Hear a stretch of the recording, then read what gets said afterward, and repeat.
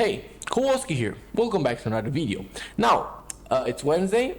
Again, this time it's Wednesday. And what championship match do we have on our hands today? Well, we have the legendary World Chess Championship between Emanuel Lasker, that did not come into this match as the champion. He came into this match as the challenger. Be careful about that. That's also in the title. He's playing none other than Jose Raul Capablanca, who is widely and was widely regarded up until Magnus Carlsen to be the greatest endgame player of all time. While this is debatable, he really has a reputation for being insanely good at endgames. And besides that, he was obviously an excellent player. But if you want to know more about Capablanca, well, Agatmator has a very nice series about that. Now, this match should have taken place before the World War I, but the negotiations kind of broke down, and then Lasker kind of wanted to have a match with Rubinstein, but then that match didn't happen because of the First World War, and then they renegotiated, and eventually they came to play in 1921 in Havana, in Capablanca's hometown. Now, Lasker did not want to be the champion. He wanted to be the challenger, as he had already acknowledged Capablanca as the champion. He said that Capablanca was better than him, and also Lasker at this point, he was pretty old. He was 52. Meanwhile, Capablanca was he was 32 years old, so 20 years difference, but he was still in his relative prime. So we're skipping to game number 5. The first 4 games were draws. I have to also mention that it was first to 12.5, so best out of 24, and also if somebody reaches 8 wins, then he wins the match. Now, this is game number 5. All games were drawn up until now. Let's see the game. Capablanca has the white pieces, Lasker has the black pieces, and we have something that we're gonna see a lot. We have the Queen's Gambit declined.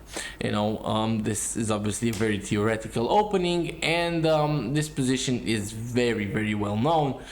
This is called the orthodox defense, the main line. But we're not here to name the openings, but we're here to learn their tactics and everything, and the structures. So b6 is played now. This is somewhat rarer, but again has been played a lot. The idea is obviously to fianchetto the bishop. C takes on d5, E takes on d5 now. Also noted, you cannot take with the knight now, as you would simply lose, because after knight takes, now if E takes, well, now we just get bishop takes on e7, queen takes on e7, and now rook takes on c7. So you would just simply lose a pawn and the game. So you cannot take with the knight, so you have to take with the pawn. Queen to a4, and now c5. Also b6, you don't necessarily only want to fianchetto, you can also support the push c5, and now this bishop will be much more useful on other diagonals. You always have to stay flexible in this kind of openings. So now the queen tries to infiltrate, but now the rook moves obviously, and the knight takes the pawn. So we have this trade, and the bishop actually finally does. So again, as I said, you have to stay flexible. Here you have to take with check, otherwise you lose material, and now you just have to get with your queen out. Now white is temporarily up a pawn, but here comes rook b to c8, and after queen to a3, very important not to take the pawn here, because after bishop takes on f3, well, you would be left with a pretty bad structure here and some pretty bad pieces. The pawn here is definitely really bad. Also the queen threatening to come in with all the checks. That's why queen to a3 was played. So now this pawn is pinned, so obviously Emanuel Lasker unpins. And this trade here by Capablanca is very interesting. A computer really prefers knight takes on f6, and I guess it prefers this move because now if, let's say, d takes on c5 happens, you can really move the queen to g4 right away, and that's the whole point, to put pressure on here. And have that, but Lasker took with the queen, which is slightly inaccurate, but it's still fine. Bishop a6, a very nice find here. And Lasker is forced, this is actually the best thing that he can do, he is forced to give up the exchange. And now, well, Capablanca is up on exchange. Let's see if he can win this. Rook to g1, and now Emanuel Lasker sets up the pin again. So therefore we have queen to d3, now defending the pawn.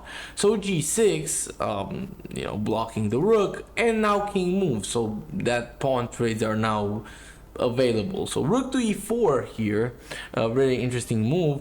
Maybe you want to swing your rook over here, and maybe you just want to take. And here queen back to d1. Now there was a better alternative, which was d takes, and after knight takes to then play queen to d8 check, and after the king goes here, now you want to go back, but it's a very complicated variation. And why you might have wanted to do that opposed to just going straight back, it's because now black just has this check, and when you block with the rook, well, now you have knight f6. But knight f6 was not the right move. You see here why you should have taken the pawn is because now black can take here. And after you take back with the pawn, you have to take back. You cannot just say, oh, it's pinned, because then you're just gonna get brutalized here. Your king is gonna be dead, and you have to take back with the pawn. Also, there are no tricks with like checks. I mean, maybe there is something like this, and now knight e5, and this is playable. But if knight f8 is played, for instance, which is better, now you really don't have anything. D takes on e3, and again, it's kind of complicated, but that's why it was important to take this pawn first. But Lasker goes wrong nonetheless, and he allows the king to go back to g1, and now everything is just very, very solid in white's position. There's no g4 square. Now if you take, well, rook c4 right away, now you cannot take anymore. And when you do take, well, you can take, but you're gonna have to make a queen trade, and this check happens, you have to go back with the knight, and now pawn takes. So now Capablanca is up in exchange for a pawn, but he still has to convert this.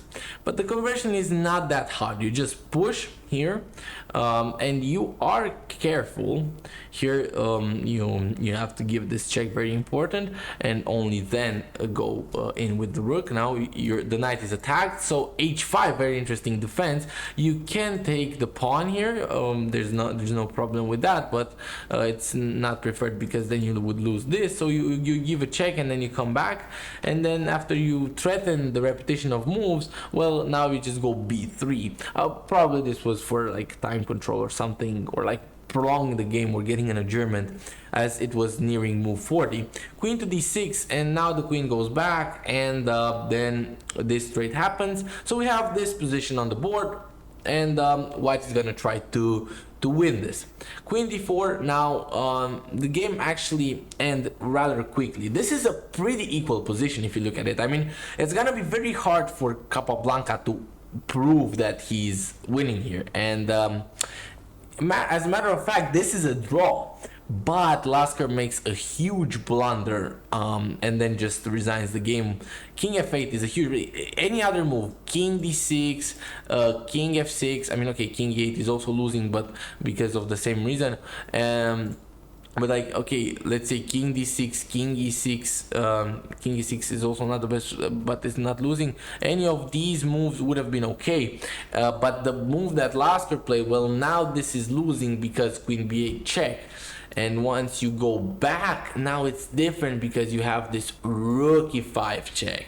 And now let's say king f6 maybe, queen h8, and the queen is defending the rook, and now the king is caught in a mating net here. You're gonna just bully the king, and well, just win the knight in the end. So Lasker loses the first game, and then also the next 4 games are drawn, and so now obviously Lasker is looking for a bounce back, and he has the white pieces, and we see the same kind of setup here with the kind of like queen's gambit decline, and e3, knight f3, knight b to d7, all classical, but we have like queen c2, slight variations, and c5 right away without b6 by Capablanca.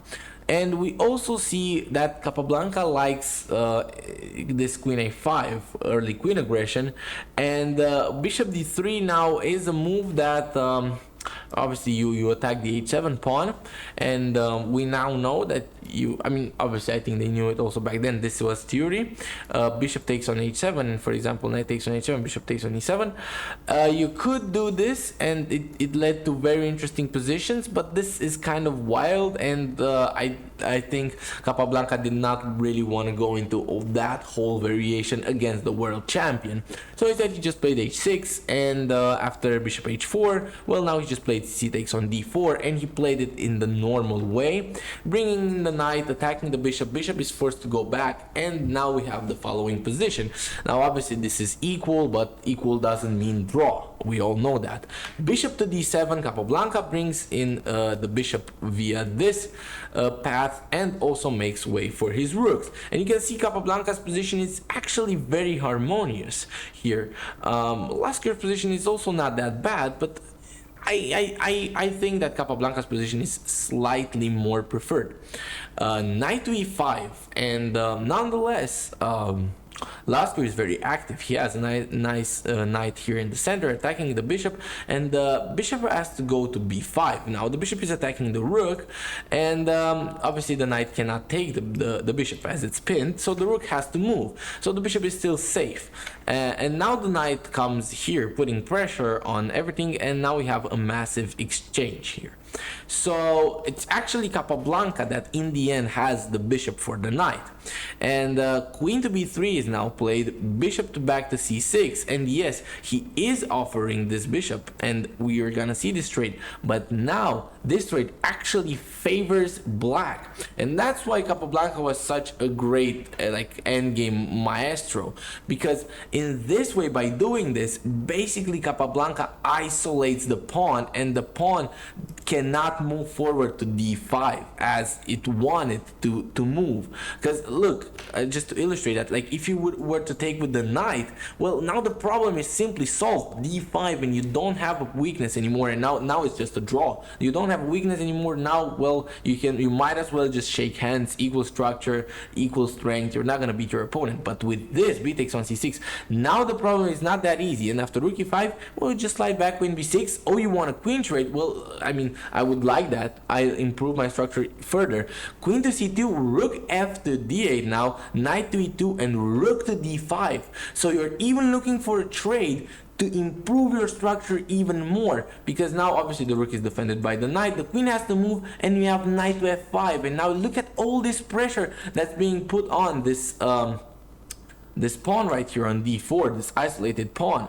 And now you cannot even go for something like g4, because obviously knight h4, and you're in a lot of trouble. So b3 first to not allow the rook to c4, and now h5 to disallow g4, right? Chess is a logical game. h3, and now h4, and this permanently shuts down the door on this g4 maneuver, because if you were to really do this, I mean, I really doubt you would want to do that, as now this opens up your king, and you fall to e5. So instead of that, we have queen to d3, and now we have rook to c6. This rook to c6 move, I mean, you know, it may or may not have been necessary, but Capablanca is looking into future plans with pushing e5 and then sliding the rook over to g6. So you know, he's improving his position, so that's why Lasker also tries to get his king out. But now Capablanca kind of achieved his mission. He got through with his bluff,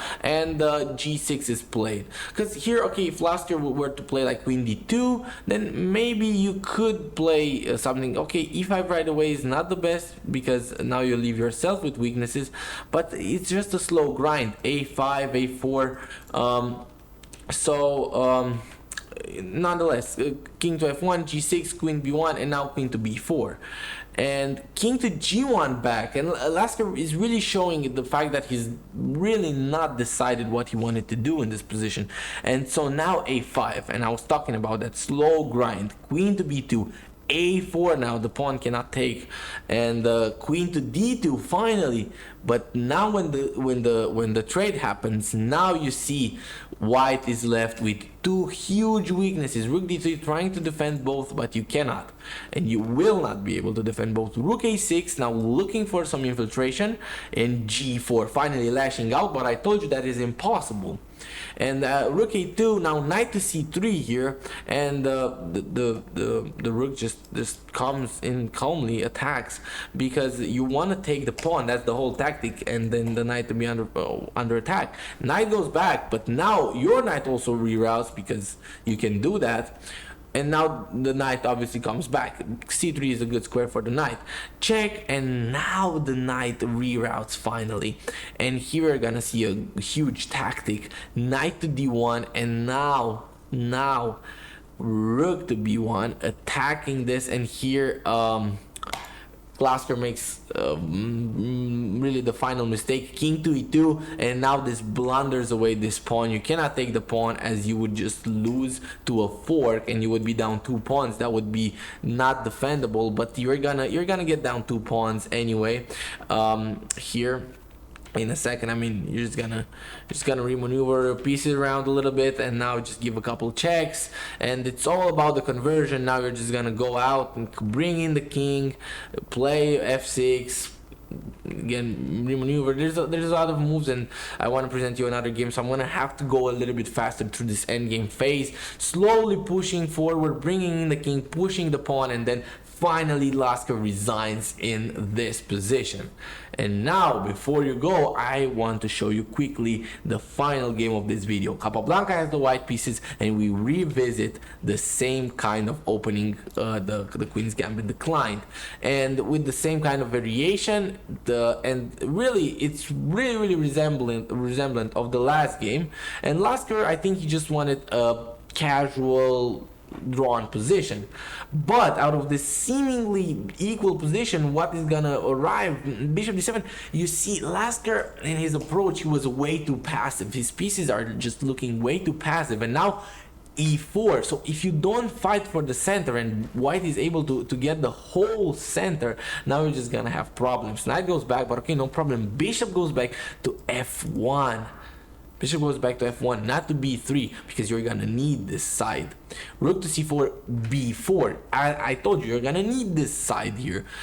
Bishop e4, the queen side, and now queen to b3. So the queen this time comes in, like, you know, behind everything, and is kind of orchestrating the attack. Rook to c7, a4, and you can see how black is really passive here. The knight doesn't really have a lot of squares, so he's gonna go to g6, right?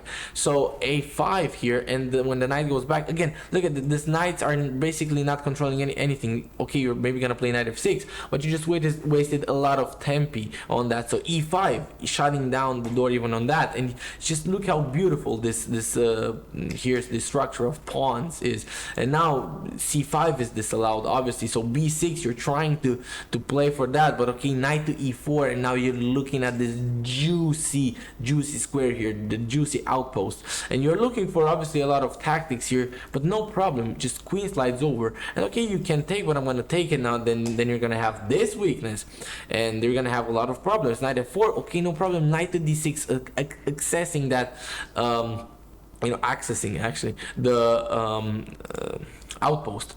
And okay, then also black finds a relatively nice outpost for himself, but you cannot compare what black has with what white has. And f6, now an attempt to chip away at the structure. Well, f6 is the best move, but you know, white still has such a dominant position that knight takes on e8 is the winning idea.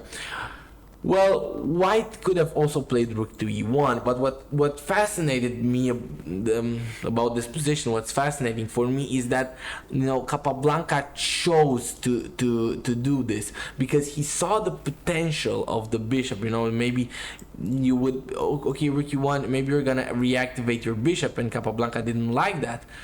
But I mean, and I think what Capablanca missed is that, okay, even h3, even if you like manage to do this, you're still fine because your knight is so strong.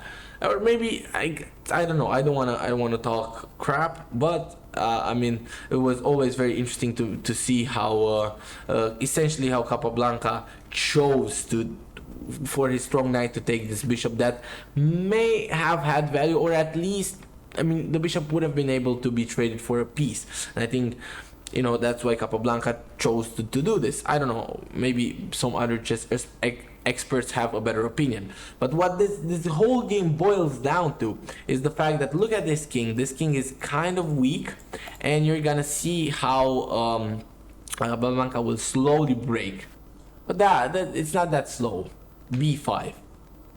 And b5, right, puts pressure on this. You have to double up your rooks. Now we have a trade, and again, the art of leaving your opponent with this weakness. Rook to e1. Now, not going straight for it because it's defended by 3 pieces. It's nonsense. But going after this is a weak spot in the black position.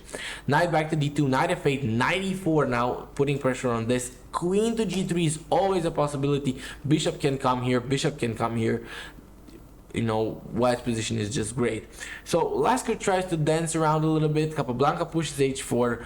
Rook tries to go back to guard against bishop against anything coming to g3 by coming to g7 and g3, right? Just keeping everything solid. And Lasker is slowly reduced to having a worse and worse and worse position. Rook a5 comes as a mistake because now knight goes back to c3, and you can see how all this pressure has finally piled up. And when the knight takes on c3, queen takes on c3, king goes to f7, the last effort to guard the pawn, well, now just queen to e3, and you're preparing all sorts of infiltrations, all sorts of tactics. Queen to d6, trying to hold some things together, and here Capablanca actually misses a very nice tactic with d5. And you know, if you try to, like, I don't know, play e5 here, well, you're just gonna get hit with queen f3, and this was very, very nice. So this would have been very nice, but okay, Capablanca misses this small tactic, is no problem. He plays queen to e4, which is still good. I mean, you're looking for an infiltration here, and then once the king goes out, you know, you're looking to bully the king and then get to this pawn. And Lasker, he cannot stop that, let's be honest.